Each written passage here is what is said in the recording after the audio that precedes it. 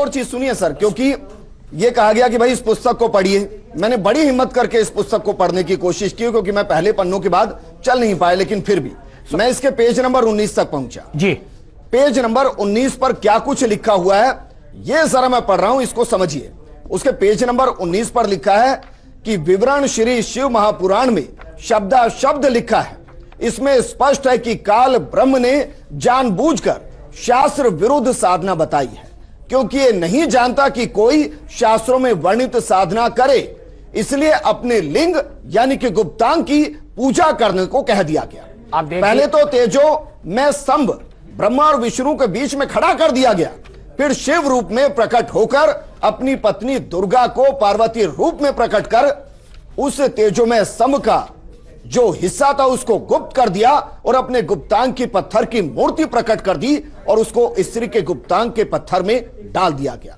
और ब्रह्मा तथा विष्णु से कहा कि यह लिंग तथा लिंगी रखकर नित्य पूजा करनी है। इसके पश्चात ये बेशरम पूजा, मैं शब्द इस्तेमाल कर रहा हूं जो लिखा है इसमें, अपनी तरफ से एक भी शब्द इस्तेमाल नहीं कर रहा मैं।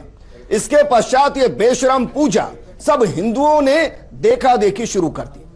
आप हैं जिसमें मंदिर में शिवलिंग को देखते हैं, उसके चारों तरफ स्त्री इंद्री का चित्र शिवलिंग प्रविष्ट होते दिखाया गया है, और यह पूजा काल ब्रह्मा ने प्रचलित करके मानव समाज को दिशाहीन कर दिया।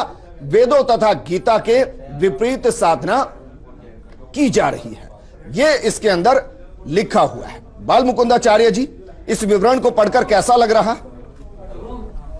सोलंकी जी, बहुत मन आहत है, क्योंकि अब तक ऐसा रहा है कि शास्त्र और शास्त्र जो अध्ययन किए हैं, वेद वेदांत पढ़ा है, वो तो कभी भी ऐसी चर्चा नहीं करते न इस प्रकार की बातें लिखते। ये जो भी रामपाल जी सज्जन है, इस समय तो ये एक बड़ी यात्रा में है, सभी को पता है, और ये कहीं ना कहीं इनके कर्म का ही दंड है। जिस प्रकार के कर्म कर रहे हैं वैसा दंड भगवान इनको प्रदान भी कर रहे हैं।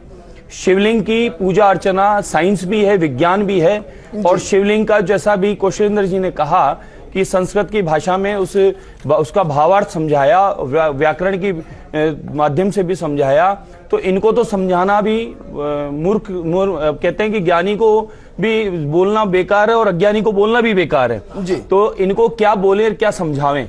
अगर ये थोड़ा सा भी शिवलिंग पूजा का विज्ञान समझ लेते तो ये ऐसी भाषा नहीं लिखते। शिव महापुराण के अनुसार शिवलिंग क्या है, देखिएगा।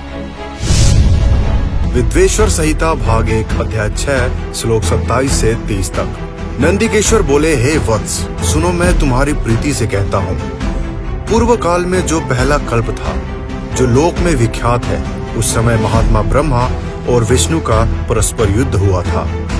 उनके मान दूर करने को उनके बीच में उस निष्कल परमात्मा ने स्तंभ रूप अपना स्वरूप दिखाया। तब जगत के हितकारी इच्छा से निर्गुण शिव ने उस तेजोमय स्तंभ से अपने लिंगकार का स्वरूप दिखाया। उसी दिन से लोक में वह निष्कल शिव जी का लिंग विख्यात हुआ और सतगुण रूप में बेर रूप की कल्पना की गई। देवताओं की वह बेर पूजा इच्छानुसार भोगों को देने हारी है, परंतु शिव का लिंग बेर भोग और मोक्ष दोनों का देने हारा है। विद्वेश्वर संहिता 1 अध्याय 16 श्लोक 100 से 107। प्रकृति शब्द मात्रादिकों से इंद्रिय भोग कारण से जो यह यानी भग प्रकृति का है, इसी से भोग कहलाता है। यही भग शब्द का शब्दार्थ है। मुख्य भग रूप प्रकृति से है और भगवान शिव कहलाते हैं। भोगदाता भगवान ही है और भोग देने वाला दूसरा कोई और नहीं है, भगवान भग के स्वामी है, भग कहलाते हैं। भग सहित लिंग और लिंग सहित भग, यही दोनों भोग के निमित्त और नित्य भोग के निमित्त है। लिंग रूप भगवान शिव का पूजन करें, उसको कर्म उत्पन्न करने वाले का चिन्ह होने से और लोक उत्पन्न करने से सूर्य का नाम भी भग है।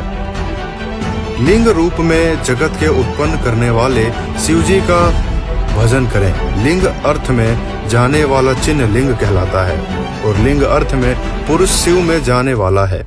शिव शक्ति के चिन्ह के मिलन का नाम लिंग है।